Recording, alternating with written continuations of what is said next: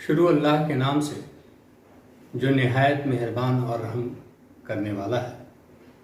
محترم حضرات، تمام امت کے اندر ایک بے چینی پائی جا رہی ہے کہ ہمیں کس بات کی سزا دی جا رہی ہے۔ عام طور پہ لوگ اس بات کو کہتے ہیں کہ ہم حق پر ہیں، پھر بھی ہمارے ساتھ ایسا سلوک کیوں کیا جا رہا ہے۔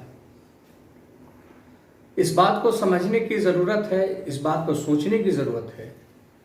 دنیا میں مسلم ہی ایک ایسی قوم ہے، وہ خود خدمت قوم ہے جس کے پاس اللہ کی کتاب موجود ہے، جو اپنی شکل میں ہے ویسی شکل میں جیسے اللہ تعالیٰ نے حضرت محمد صلی اللہ علیہ وسلم پر اتارا، اسی طرح سے بنا کاٹ چھانٹ کے، بنا کسی رد و بدل کے، پھیر بدل کے وہ موجود ہے۔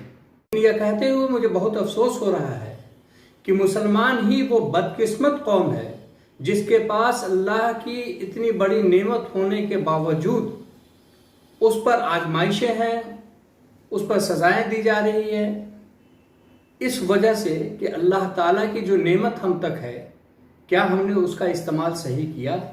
اس پر ہمیں غور و فکر کرنا چاہیے۔ اللہ تعالیٰ جس نے اپنے کتاب میں فرمایا، تمہیں دربھاگ اور دردشا میں گرست کرنے کے لیے ہم نے تم پر یہ قرآن نہیں اتارا ہے۔ اللہ تعالیٰ اپنی کتاب میں فرماتا ہے کہ ہم نے تم پر جو کتاب اتاری وہ تمہاری پریشانیوں کے لیے نہیں اتاری، تمہاری حالت خراب کرنے کے لیے نہیں اتاری ہے، بلکہ دوسری جگہ اللہ تعالیٰ فرماتا ہے، اور اگر وہ تورات اور انجیل اور ان کتابوں کی پیروی پر قائم رہتے تو ان کے رب کی اور سے ان کے پاس بھیجی گئی تھی تو اس پر آسمان سے رزق برستا اور زمین سے رزق ابلتا۔ یہ اللہ تعالیٰ اپنی کتاب کی نعمتوں کے بارے میں بتا رہا ہے کہ وہ لوگ جو اس سے پہلے ہمارے جن پر کتابیں اتاری گئی تھی، وہ لوگ اگر اس کتاب پر عمل کرتے تو ان کے ساتھ اللہ تعالیٰ یہ معاملہ کرتا۔ پھر اللہ تعالیٰ کہتا ہے ان پر ذلت اور محتاجی تھوپ دی گئی اور خدا کے غضب میں گھر گئے، یا اس لیے کہ وہ اللہ کی آیتوں سے کفر کرنے لگے اور پیغمبروں کو ناحق قتل کرتے تھے، اور اس لیے کہ وہ اللہ کے نافرمان ہو گئے تھے اور حد سے گزر گئے تھے۔ یہ اللہ تعالیٰ دو باتیں یہاں پر واضح کر رہا ہے۔ ایک بات تو یہ کہ اگر اس پر ان کی کتابوں پر ایمان لایا جاتا، ان کی کتاب پر عمل کیا جاتا، ان کے مطابق اپنی زندگی کا فیصلہ کیا جاتا، تب ہماری زندگی میں کیا ہوتا، اور اس کتاب کو چھوڑنے کے بعد اللہ تعالیٰ جو ہمارے ساتھ ہمارا انجام کر رہا، اس کے بارے میں دونوں طریقے سے اللہ تعالیٰ نے سمجھا دیا۔ اب ذرا غور کرنے کی ضرورت اس بات پر ہے کہ ایک جو کمپنی کوئی چیز بناتی ہے اس کے ساتھ مینول اور گائیڈ لائن دیتی ہے تو ہم اسے پورا کا پورا فالو کرتے ہیں، جو چھوٹی سی چیز ہوتی ہے۔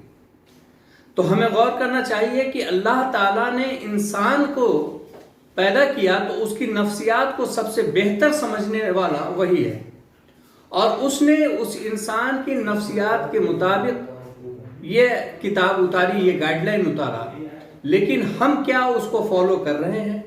ہم کیا اللہ کے حکموں کے مطابق اپنی زندگی کا فیصلہ کر رہے ہیں؟ اللہ کے حکموں کے مطابق اپنی زندگی پر عمل کر رہے ہیں؟ اگر نہیں کر رہے ہیں تو انجام ہمارا الگ کیسے ہوگا، مختلف کیسے ہوگا؟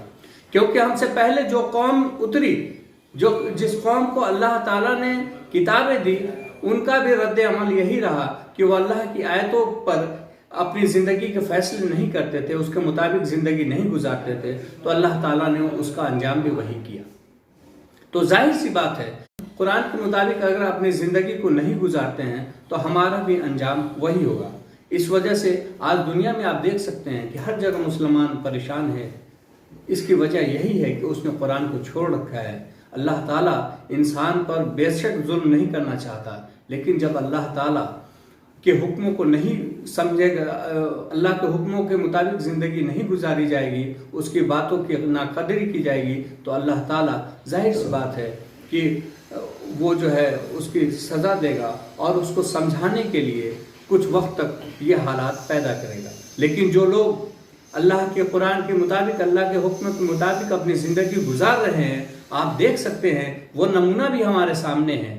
कोई ओझल नहीं है। सहाबा इकराम की ज़िंदगी देखिए, ताबे तबाइन की ज़िंदगी देखिए, और आज भी दुनिया में जो लोग इस्लाम और को अपना नस्बुलैन बनाया है, कुरान को अपना नस्बुलैन बनाया है, उसके मुताबिक अपनी ज़िंदगी के फैसले करते हैं, दरअसल वो कामयाब है और दुनिया में भी कामयाबी है, दुनिया भी उनके सामने झुक रही है और आखिरत में भी उनकी कामयाबी है। इसलिए हमें कोशिश करनी चाहिए कि कुरान को महज हम झाड़ फूक और भूत प्रेत भगाने का इस्तेमाल न करें, बल्कि कुरान के मुताबिक जो फैसले अल्लाह ताला ने जो हुक्म दिया है उसे अपनी ज़िंदगी में नाफिज करने की कोशिश करें। अगर हम चाहते हैं कि इन परेशानियों से हमें छुटकारा मिले तो कुरान को अपना नस्बुलैन बनाना होगा, कुरान को ही अपनी ज़िंदगी गुजारने का ज़रिया बनाना होगा, तभी हमारी कामयाबी दुनिया और आखिरत में दोनों में हमारी कामयाबी हो सकती है।